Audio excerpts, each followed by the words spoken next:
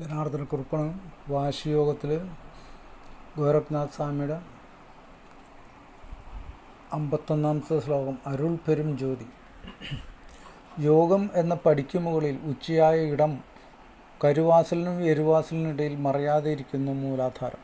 അവിടെ 16 കലയുള്ള ചന്ദ്രായ കലയാൽ 5 എഴുത്തിനെ ഓതി കുണ്ടലിനി ശക്തിയെ എഴുന്നേൽപ്പിക്കണം. 8 ചാണമുള്ള ശരീരത്തിലുള്ള 96 തത്വങ്ങളെ അറിഞ്ഞ് കൊണ്ട് മൂലാധാരത്തിൽ നിന്നും പൊക്കി എഴുന്നേൽപ്പിച്ച് വാശി കൊണ്ട് മേൽഭാഗത്തേക്ക് കയറ്റി 1008 കമലതലങ്ങൾ സഹസ്ര തലം എന്ന ഉച്ചിയിൽ ചേർക്കണം. നമ്മൾ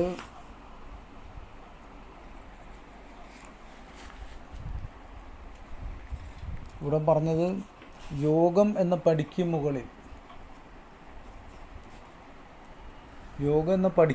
ഉച്ചയായ ഇടം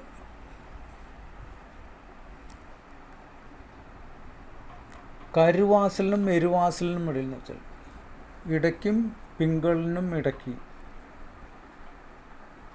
യോഗം എന്ന പടിക്ക് മുകളിൽ അവിടെ ഒരു ഇരിപ്പിടമാണ്. അതിനിടയാതെ മറയാതെ ഇരിക്കുന്ന മൂലാധാരം. അവിടെ 16 കലയുള്ള ചന്ദ്രകലയാൽ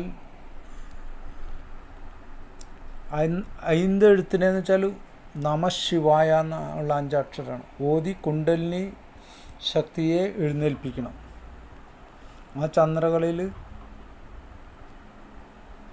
16 കലയുള്ള ചന്ദ്രകല എന്ന് വെച്ചാൽ ഇടകലയാണ്.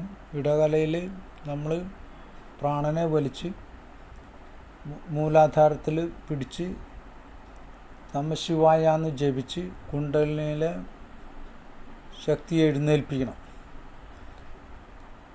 എന്നിട്ട് ആ ശക്തിനെ മൂലബന്ധം ചെയ്ത് ഊർധ്വമുഖമാക്കി സുഷുമ്നെ കൂടെ നെറിയിലേക്ക് കൊണ്ടുപോകണം. പൊക്കി എഴുന്നേൽപ്പിച്ച് വാശി കൊണ്ട് മേൽഭാഗത്തേക്ക് കയറ്റി 1008 കമലതലമ സഹസ്രാരത്തിൽ എന്ന ഉച്ചിയിൽ ചേർക്കണം. അവിടെ കൊണ്ടുപോയി ഇരിക്കുക. കണ്ണ് രണ്ടും മറുകൾക്ക് വയ്ക്കാം. ഉച്ചിയിൽ തന്നെ നിലനിർത്താം. പ്രാണനെ അവിടെ നിർത്താം, ശരീരത്തിനെ അവിടെ നിർത്താം, ബോധത്തിനെ അവിടെ നിർത്താം, ജീവനെ അവിടെ നിർത്താം. ശോകം എന്ന മൂച്ച് ചെയ്യപ്പെടും സൂത്രത്തെ സ്വാനുഭൂതി അനുഭവത്തിൽ ഉണർന്ന് അതിനെ 8-2 16 അക്ഷരമാക്കി മാറ്റി ചെയ്യണം. 16 മാത്രയിൽ അവിടെ പിടിച്ചാൽ മതി. കർത്തനായ ഈശൻ ആത്മാവ് ശുദ്ധചൈതന്യത്തിൽ അരുളും പെരും ജ്യോതിയായി നിൽപ്പതും ഉണർന്ന് അതിലേയെ നനച്ച് നിർത്തി കിട്ടുന്ന നാദത്തിൽ ധ്യാനവും ധാരണയും ചെയ്യുക. അങ്ങനെ അവിടെ തന്നെ ധ്യാനം ചെയ്യണം. അവിടെ 16 ഇതിലുള്ളൊരു ഇതിനെ കാണണം. അത് കഴിഞ്ഞ് പിന്നെ അവിടെ തന്നെ ജീവനെയും പ്രാണനെയും ഊർധ്വമായിട്ട് അവിടെ തന്നെ നിർത്തിയിട്ട് ഇരിക്കണം. അപ്പോൾ ഒരു നാദം കിട്ടും എന്നാണ് പറഞ്ഞത്. ആ നാദത്തിൽ ധ്യാനവും ധാരണയും ചെയ്യും. പൂരണത്തിൽ ഇരുന്ന് ഉയിരിൽ ചേർത്ത് നിർത്തുന്നത് മെയ്പ്പുരൾ, അതിൻ്റെ ഉണ്മയിൽ നിന്നും. അതുകൊണ്ട് ശ്വാസം വലിച്ചു കഴിഞ്ഞാൽ പൂരണമായി. ആ പൂരണത്തിൽ പിന്നെ ഇരിക്കണം. ഉയിരിൽ ചേർത്ത് നിർത്തുന്നത് മെയ്പ്പുരൾ. അപ്പോൾ ഒരു ശക്തി ഇങ്ങനെ പുറത്തേക്ക് വരും. ഇതിൻ്റെ ഉണ്മയിൽ ഉണർന്നുള്ളൂ, അതിൻ്റെ ഭംഗിയിൽ, അതിൻ്റെ കാഴ്ചയിൽ. യാഗമെറും പഠിക്കവട് ഇടവാക്കുയ്യൻ ഇറയിന്ത് 6 എണ്ണത്തൊട്ട് പോകമതി 6 60 പൊങ്കി വളർ 1008 തഴാം വിട്ടം ചൊകമാ ചുത്തിരഞ്ചർ ചുവാനുഭൂതി ചുത്തവരു ചൈതന്യ ചോതിനാഥം പാകമുടൻ കണ്ട് പരമ്പൊരുളായി. അങ്ങനെയുള്ള ശ്ലോകത്തിൽ ഇവിടെ ചിന്തിക്കുന്ന വിഷയം 96 തത്വത്തെ പറ്റിയാണ്. പഞ്ചഭൂതങ്ങൾ, പഞ്ചേന്ദ്രിയങ്ങൾ തുടങ്ങിയുള്ള 96 വിഷയങ്ങളെയാണ് ഇവിടെ ചർച്ച ചെയ്യുന്നത്.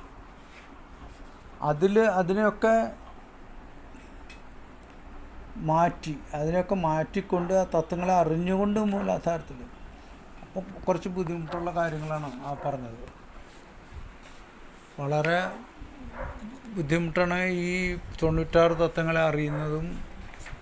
അതിനെ പഞ്ചേന്ദ്രിയങ്ങളെ അറിയണം, പഞ്ചഭൂതങ്ങളെ അറിയണം, അതുപോലെ തന്നെ നമ്മുടെ പ്രവൃത്തി ചെയ്യുന്ന അവയവങ്ങളെ അറിയണം, ആ പ്രവൃത്തികളെ നിയന്ത്രിക്കാനുള്ള വഴി അറിയണം. അങ്ങനെ സൂക്ഷ്മമായിട്ടുള്ള നമ്മുടെ ബുദ്ധി, ബോധം, ക്രോധാദി സംഗതികൾ, അങ്ങനെയെല്ലാം പിന്നെ ശരീരത്തിനെ ആകെ നിയന്ത്രിക്കാൻ നമ്മളെ കൊണ്ട് കഴിയണം. അങ്ങനെ ഒരു അവസ്ഥയിലാണ് അത് രാഗദ്വേഷങ്ങൾ, കാരണങ്ങൾ, കാമം, ക്രോധം, മോഹം, ലോഭം, മതം, മാത്സര്യം, രാഗം, ദ്വേഷം, അതുപോലെ തന്നെ കാരണങ്ങൾ മനസ്സ്, ബുദ്ധി, ചിത്ത, അഹങ്കാരം. മനസ്സിൽ സങ്കല്പം, ബുദ്ധിയിൽ നിശ്ചയം, അഹങ്കാരത്തിൽ അഭിമാനം, അവധാരണ, ചിത്തം. ഇങ്ങനെ കുറേ വിഷയങ്ങളാണ്, 96 കാര്യങ്ങളാണ് അതിൽ പറഞ്ഞത്. ആ 96 വിദ്യകളെയും മനസ്സിലാക്കലും അതിനെ പ്രവർത്തിപ്പിച്ച് മുന്നോട്ട് കൊണ്ടുപോകലാണ് ഏറ്റവും ഭയങ്കര സംഭവം. അതിൽ പഞ്ചഭൂതങ്ങൾ, പഞ്ചജ്ഞാനേന്ദ്രിയങ്ങൾ, പഞ്ചകർമ്മേന്ദ്രിയങ്ങൾ, പഞ്ചപ്രാണൻ, ഉപപ്രാണൻ, പഞ്ചകോശങ്ങൾ, വചനാദി 4, ആധാരങ്ങൾ 6, കാമാദി 8, ചിത്താദി 4, ചിത്താദി പ്രവൃത്തികൾ 4, ധാതുക്കൾ 7, നാഡികൾ 3, മണ്ഡലങ്ങൾ, വീക്ഷണങ്ങൾ, വാതാദി, രാജസാദി, ജാഗ്രാദി, ഭൗതികാദി, സ്ഥൂലാദി, വിശ്വാദി. ഇങ്ങനെയാണ് 96 തത്വങ്ങളെ പറഞ്ഞത്. അതറിയാമെന്നുള്ളത് തന്നെ ഏറ്റവും വലിയ സന്യാസം. നമഃ ശിവായ.